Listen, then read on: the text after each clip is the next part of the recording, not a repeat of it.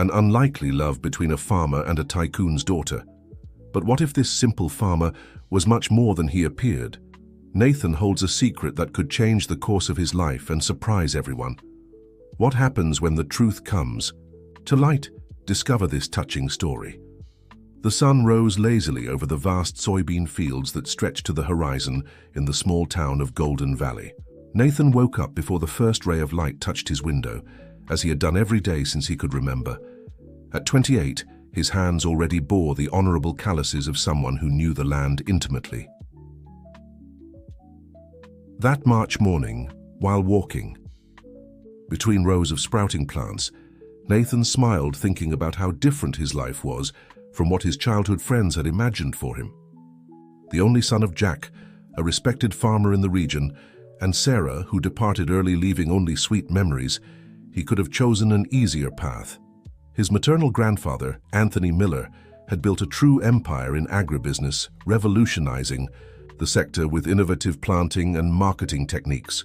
When he passed away, he left a considerable fortune to his only daughter, which ended up being inherited by Nathan.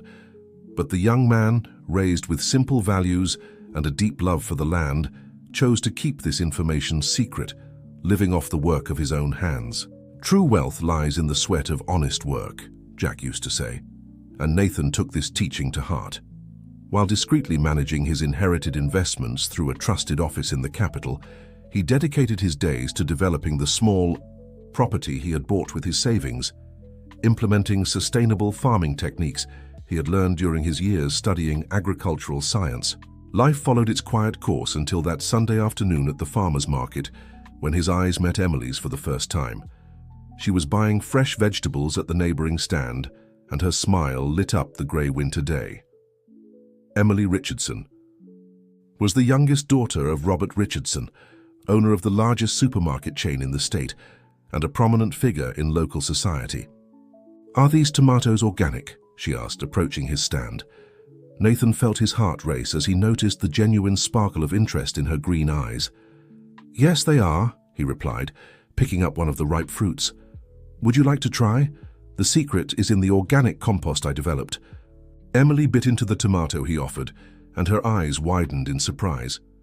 "It's the best I've ever tasted. How do you get this flavor?"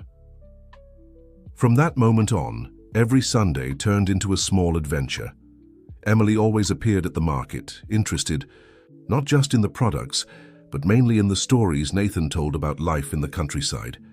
She, with a degree in biology and a master's in sustainability, found in the young farmer a kindred spirit in her passion for nature. The meetings at the market soon transformed into visits to Nathan's property, where Emily was enchanted by his sustainable agriculture project. In exchange, she shared her knowledge about environmental preservation and sustainable development. It was a natural, organic exchange that blossomed like the plants they cultivated together. Love between them grew silently, nurtured by deep conversations about shared dreams and ideals. Nathan discovered in Emily a woman who, despite her privileged background, had her feet on the ground and a genuine heart. She found in him the authenticity and passion for life she had always sought. But the fairy tale began to show its first cracks when Robert Richardson discovered that his daughter was meeting with a simple farmer. Emily's visits to the property began to be monitored, and rumors started to circulate in town about the inappropriate relationship of the Richardson heiress. "You can't keep seeing that country bumpkin," Robert declared during a family dinner. "We have a reputation to uphold, and you have a bright future ahead. George, the senator's son, has shown interest in you. He would be a suitable match." Emily, for the first time in her life, confronted her father. "Nathan isn't a simple country bumpkin, Dad.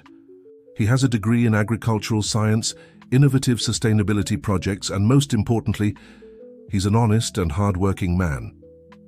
"Working with your own hands isn't a demerit," she added. "It's precisely what makes him special." The tension in the Richardson mansion increased every day. Margaret, Emily's mother, tried to mediate the situation, but she also couldn't hide her concern about her daughter's future. The older brothers, Richard and Greg, who were executives in their father's companies, made a point of ridiculing their sister's choice whenever possible. Nathan, realizing Emily's suffering, decided it was time to take action. After much reflection, he chose to do something he had never imagined: ask for her hand in marriage.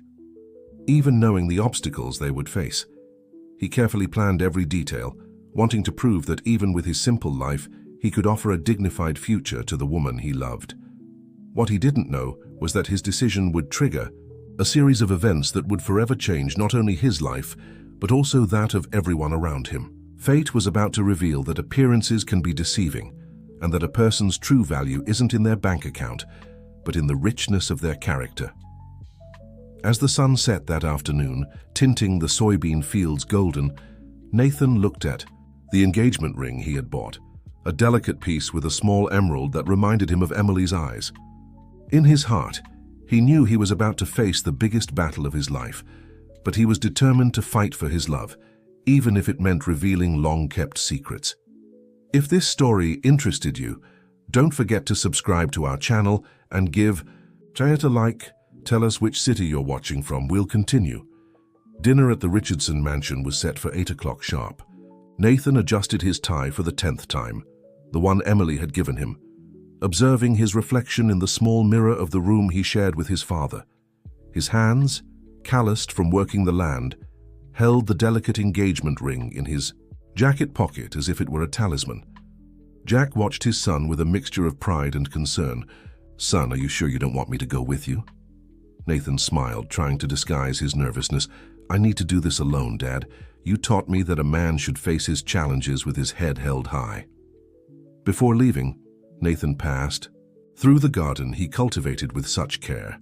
The scent of fresh herbs and the whisper of leaves in the wind always had the power to calm him. There, among the rosemary and basil plants, he had taught Emily about nature's cycles and the importance of patience in cultivation. It was also there that they shared their first kiss, under a starry sky after an afternoon of harvest. The Richardson mansion was an imposing construction at the top of the town, with its meticulously manicured gardens and marble fountains. As he parked his modest car in the circular driveway, Nathan couldn't help but notice the contrast with his simple life. But it wasn't the material difference that bothered him. It was the weight of the secrets he carried. Emily was waiting for him at the door, stunning in an emerald green dress that enhanced her eyes. Her smile trembled slightly, betraying her own apprehension. "Everything will be fine," she whispered, squeezing his hand before they entered. The dining room was a spectacle of luxury and ostentation. Robert Richardson occupied the head of the table like a king on his throne, while Margaret, his wife, maintained an artificial smile that didn't reach her eyes. Emily's brothers, Richard and Greg, barely disguised their mocking smiles. "So, Nathan," Robert began after the appetizers were served, "Emily tells me you studied agricultural science. Why did you choose to continue as a simple farmer instead of seeking a more suitable position?" Nathan remained calm, remembering his father's teachings. "Mr. Richardson, I believe there's no work more noble than cultivating the land. My education allows me to do this more efficiently and sustainably." "Sustainable?" Richard interjected with disdain. "That doesn't fill anyone's stomach. Modern agribusiness needs scale, cutting-edge technology." "Actually," Emily defended, "Nathan's sustainable. Methods have shown extraordinary results. The productivity of his land is above the region's average." "Even so," Margaret finally spoke, "you need to think about the future, dear. What kind of life can he offer you?" The moment Nathan had feared so much had arrived. He stood up, gathering all his courage, and began, "It's precisely about the future that I'd like to speak." He took out the small box from his pocket and approached Emily. "I love your daughter, and I came here today to ask for your blessing for us to marry." The silence that followed was deafening. Robert Richardson turned red, his face contorting into an expression of disbelief and fury. Margaret dropped her fork, which clinked against the fine china. Emily's brothers exchanged amused glances, as if watching a particularly entertaining comedy. "Is this a joke?" Robert finally thundered, standing up. "You really think you can come into my house and ask for my daughter's hand? A farmer with no future, no name, no social standing." Emily stood up in Nathan's defense, but her father interrupted her with a brusque gesture. Don't be naive, Emily. Do you think you can live in a simple little house getting your hands dirty in the soil? You who've always had the best of everything. Love isn't measured by acres or bank accounts, Dad, Emily replied, tears shining in her eyes. Love, Margaret laughed. Humorlessly. Love doesn't pay bills, dear. It doesn't maintain the standard of living you're accustomed to. Nathan remained standing, the ring still in his hand, feeling each word like a stab. But it wasn't the disdain for his supposed poverty. That hurt him. It was the superficiality with which they judged his character, based only on appearances. You have a week to end this madness, Robert sentenced, looking at his daughter. Or you'll be disinherited. Not a penny of the Richardson fortune will go to your hands if you insist on this insanity. Emily went pale. Her whole life was there. Her family, her memories, her security. Nathan saw the conflict in her eyes and felt his heart tighten. He could reveal his secret right there, prove that he had as much or more money than the Richardsons. But something stopped him, the desire to be loved and accepted for who he really was, not for the size of his bank account. I think I've heard enough, Nathan said with dignity, putting the ring away. Emily, I love you, but I can't ask you to sacrifice everything for me. The decision has to be yours. He left the Richardson mansion with his head held high, but his heart in pieces.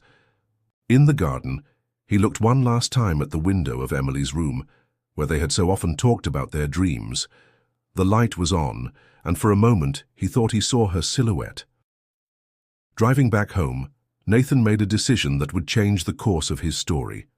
It was time to assume his true role in the business world, not out of revenge or wounded pride, but to prove that a man's worth isn't in what he owns, but in what he's capable of building with his own hands. What no one at that dinner table could imagine was that the simple farmer they had just humiliated was about to become one of the most influential figures in American agribusiness. Nathan had in his hands not only his grandfather's legacy, but years of research and development in sustainable techniques that would revolutionize the sector. Meanwhile, in the Richardson mansion, Emily cried in her room, torn between true love and the ties of a privileged life. She couldn't imagine that her decision would trigger a series of events that would transform not only her life, but that of her entire family. Fate, however, had other plans for that passionate couple.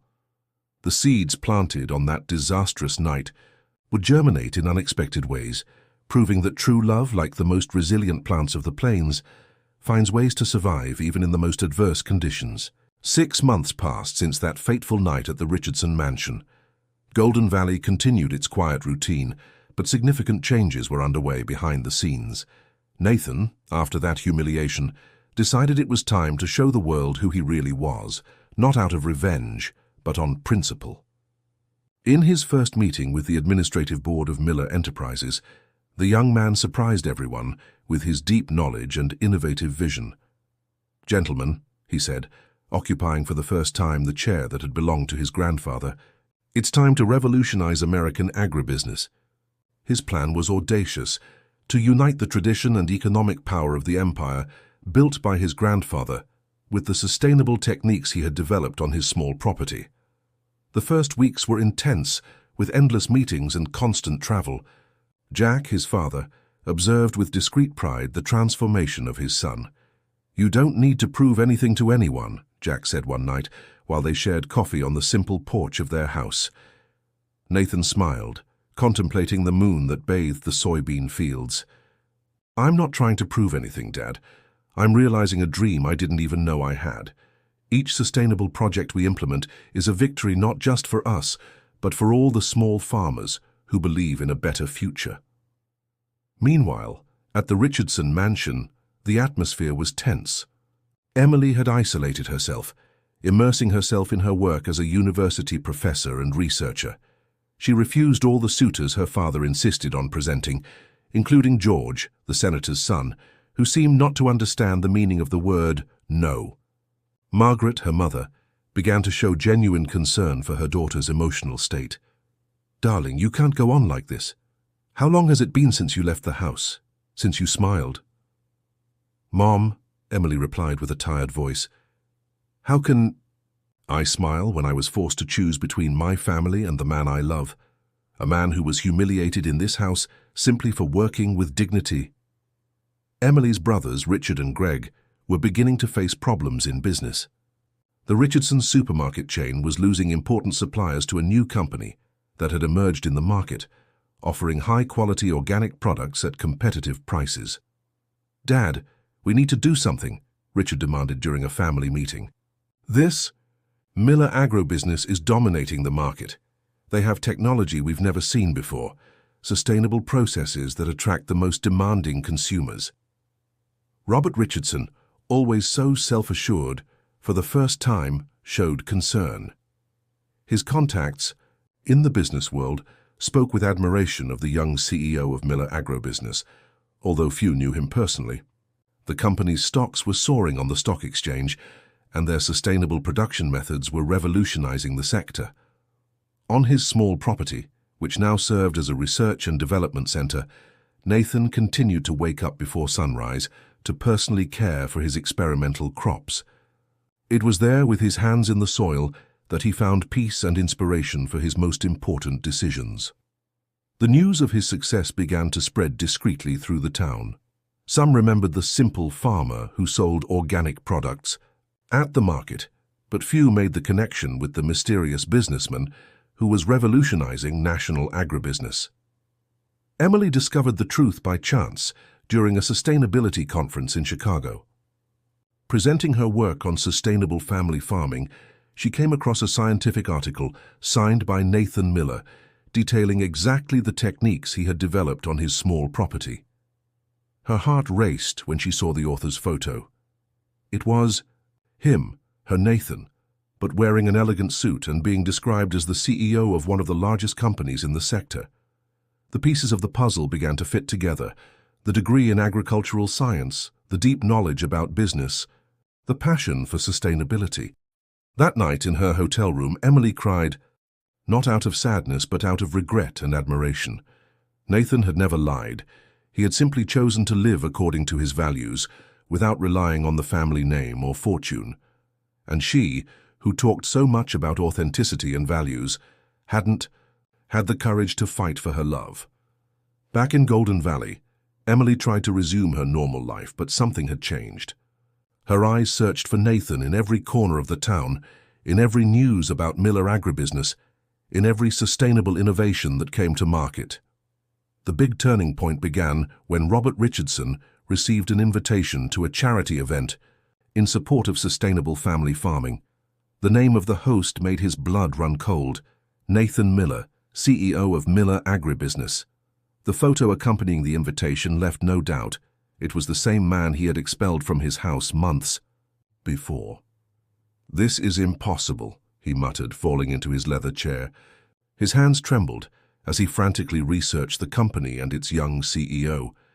How had he not made this connection before? How had he not realized that the simple farmer was actually the heir to one of the country's largest agribusiness empires? The news quickly spread through the Richardson mansion. Margaret turned pale as she understood the magnitude of her error. Richard and Greg, who had mocked Nathan so much, now desperately tried to understand how they could reverse the damage caused to business relations between the companies. Emily, upon receiving her own invitation to the event, felt her heart race. After months without seeing Nathan, she would have to face him in a public environment. Now knowing the whole truth, how would he treat her? Had he moved on? The questions hammered in her mind as she carefully chose a dress for the occasion. What no one knew was that Nathan had planned this moment, not as an act of revenge, but as an opportunity for transformation. The charity event would be just the beginning of a series of changes that would affect not only the Richardsons, but the entire community of Golden Valley. On the eve of the event, while supervising the final preparations, Nathan paused for a moment in his experimental garden. There, where everything had begun, where he had taught Emily about the miracle of seeds and the power of patience, he felt a deep peace. Regardless of what happened the next day, he knew he was on the right path. Fate had planted the seeds of change, and now it was time for harvest.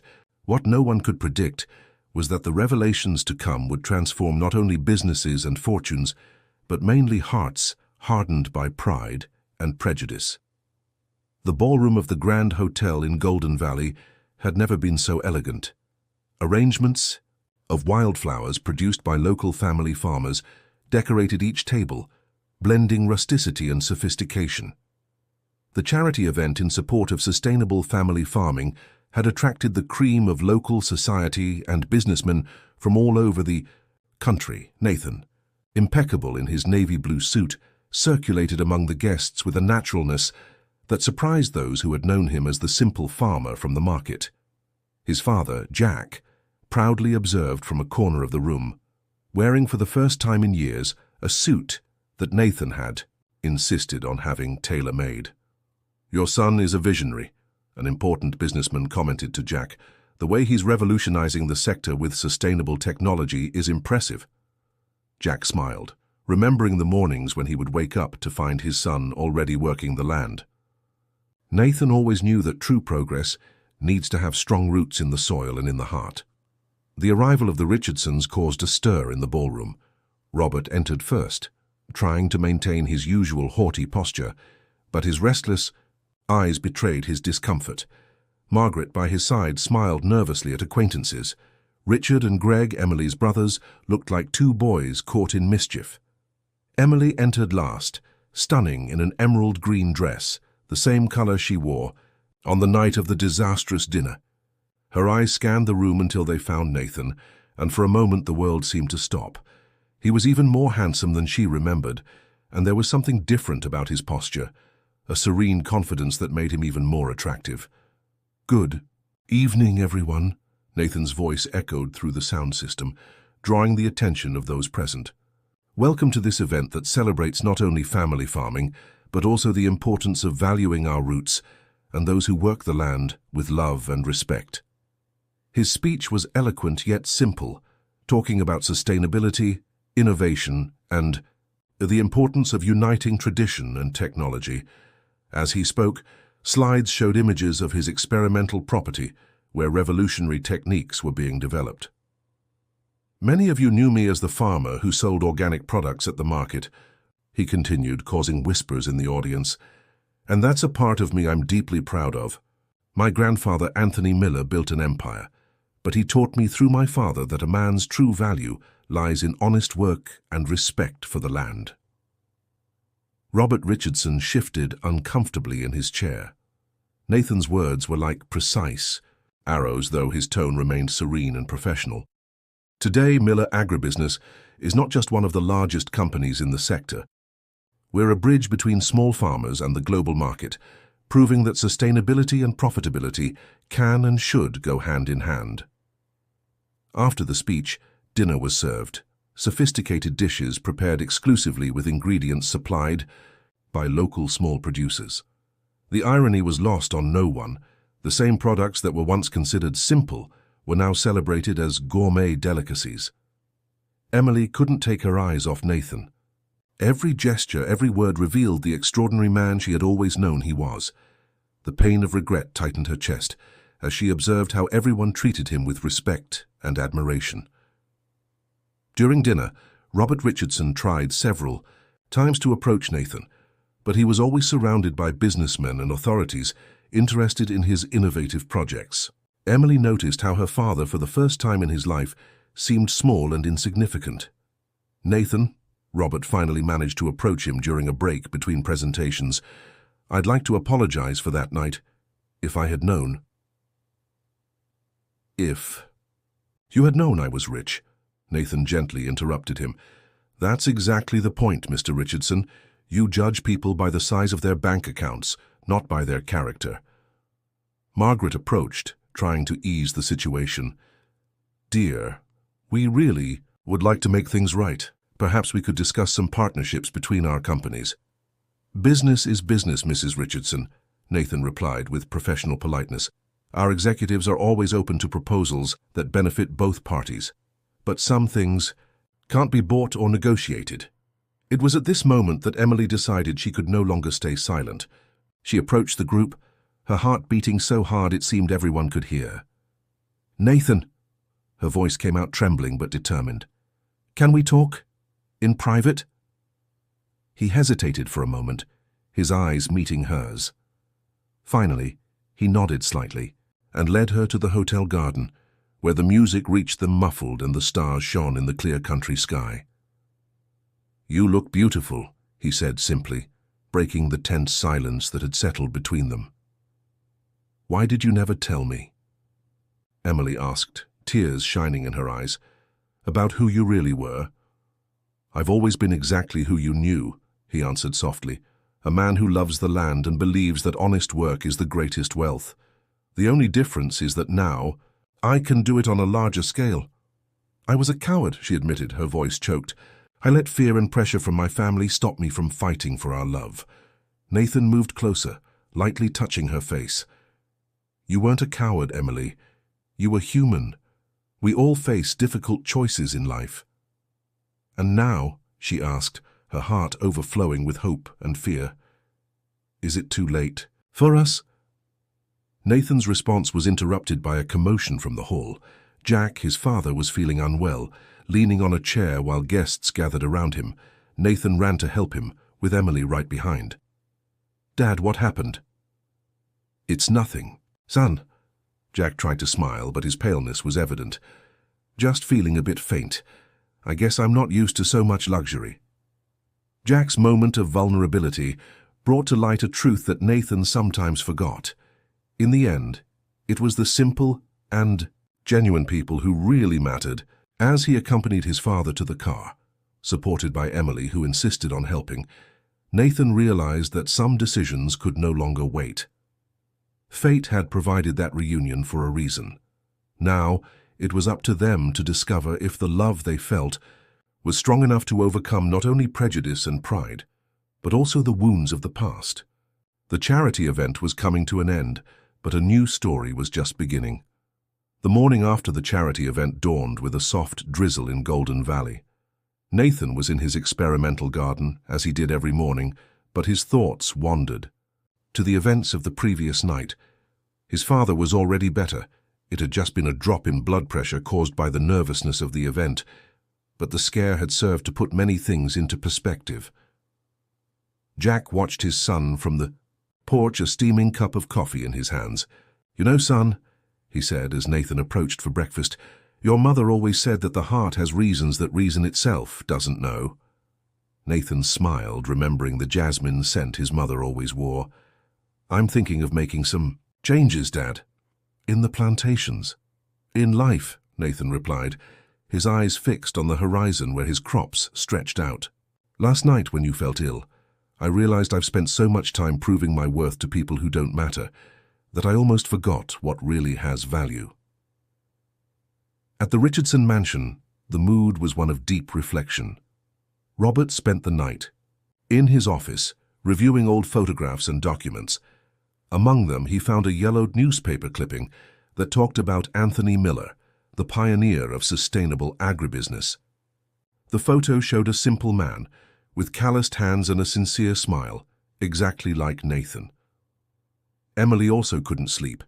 Nathan's words in the garden echoed in her mind, along with all the memories of the moments they shared in the small garden. It was there that she decided she could no longer live on appearances. "Dad," she said, entering the office in the early hours of the morning, "we need to talk."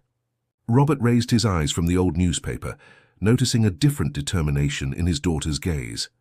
"About last night?"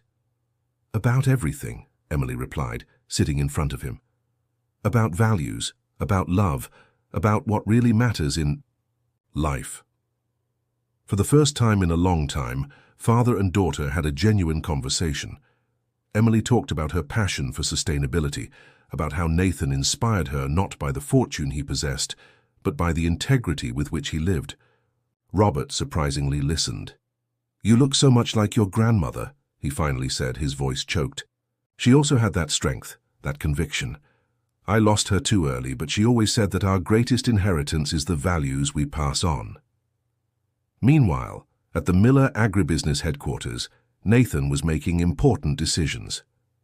In a meeting with his administrative board, he presented a new vision for the company. an incentive program for sustainable family farming that would revolutionize the sector. "We don't just want profit," he explained to the executives. "We want to create a legacy of social and environmental transformation." It was in the middle of this meeting that Emily appeared, without warning. All eyes turned to her when she entered the conference room, breathless and determined. "Sorry for the interruption," she said, looking directly at Nathan, "but there are some things that can't wait." Nathan called for a break in the meeting, leading Emily to his office, a simple space decorated with photographs of plantations and a picture of his grandfather on the wall. "I choose you," she said as soon as the door closed. "I choose love, truth, the authentic life we always dreamed of together. I don't care if you're rich or poor, owner of an empire or a farmer. I love you for the man you are." Nathan was silent for a moment, observing the woman he had never stopped loving. "Are you sure your family—" "My family is learning," she smiled through tears. "My father spent the night reading about your grandfather, about sustainable agriculture. He wants to get to know you for real without prejudice this time." The news caught Nathan by surprise, but before he could respond, another surprise awaited. At the reception, Robert Richardson in person without his usual arrogant posture. "I came to apologize," he said when Nathan and Emily met him, "not just for the dinner but for a lifetime of judging people by the wrong standards. Your grandfather, Anthony Miller, was a man I deeply admired in the past. He proved that it's possible to be successful without losing your humanity. And you, Nathan, are proving the same." The meeting that followed was different from anything any of them could have imagined. Robert, Nathan, and Emily talked for hours, not about business or fortunes, but about values, dreams, and the future they could build together. In the weeks that followed, Golden Valley witnessed significant changes. The partnership between Richardson Enterprises and Miller Agribusiness created a revolutionary support program for small farmers. The farmers' market, where it all began, became a model project for sustainable marketing. Nathan and Emily's wedding, celebrated 6 months later, wasn't just a party. It was a celebration of transformation. Held outdoors, among the plantations where their love was born, it brought together people from all social classes. Robert walked his daughter down the Vaitier aisle with tears in his eyes while Jack smiled proudly beside his son. "See those seedlings over there?" Nathan asked Emily during the party, pointing to a special bed in his experimental garden. "They're jasmines like the ones my mother loved.